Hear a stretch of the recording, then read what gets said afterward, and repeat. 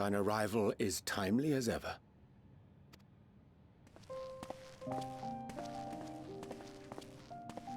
Thou didst chance to overhear my conversation with Living Way, I presume?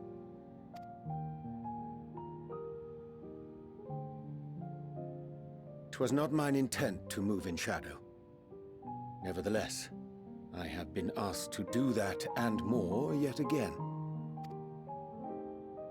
Is it so plain that these strangers could intuit it at a glance?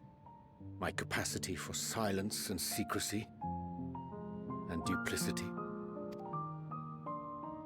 When Grahatir did contrive to deliver the first at the price of his own life, I was complicit in the scheme. A sacrifice averted for a mercy. Would that I could say the same for Minfilia. One life for one world. And by that bloody bargain brokered by my hand were the scions robbed of a dear comrade, and Flamine her beloved daughter. Two souls, whose selflessness was beyond measure, whose resolve was unshakable. They would not be moved even had I thought to protest, but protest I did not. Far from it. I pushed them forward. No effort did I make to seek out alternatives, ones that would not demand such terrible costs. That dearest Moonbringer, who did face death unflinching, that we might secure a means to bring low the Ascians.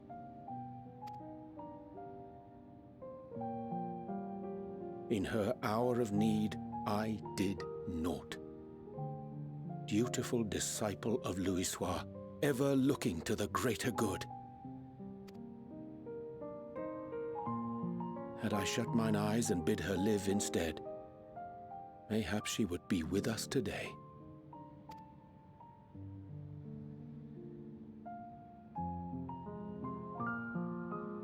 Selfish wants born of everlasting regrets.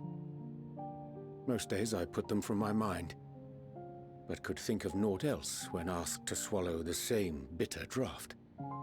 Subterfuge and sacrifice.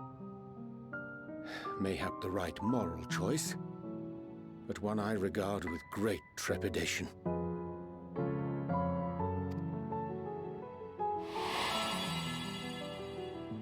The calamity of Amarot was a tragedy beyond reckoning, one which must never again come to pass.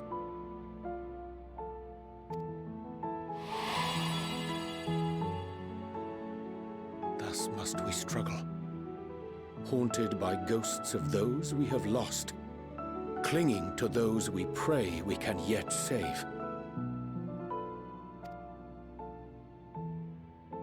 But what of those we cannot? How do we make peace with the dreadful algebra of necessity?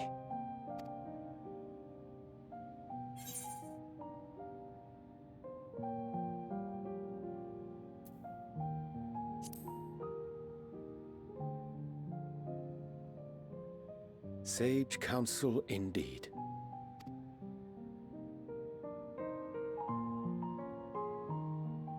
I see. Wisdom as befits a great worm.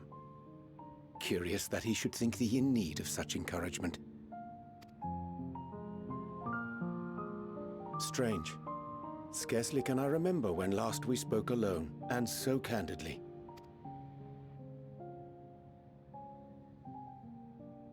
I thank thee. For all my supposed skill with words, I find it difficult to express such private thoughts. As for the Loporrit's proposition, I will take time and consider how to respond. 'Twould be to our mutual benefit if we could converse more openly with our aspiring caretakers. A concern I should be glad to address on the Scion's behalf. To dispense with all pretense and bare one's heart to another is a frightening thing indeed. But we cannot move forward ere we take that bold first step. A lesson I have learned many times before. and today.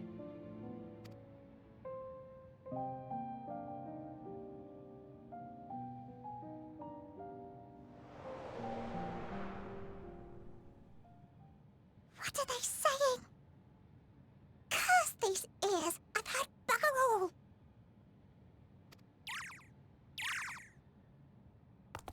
No matter. We've got our plans.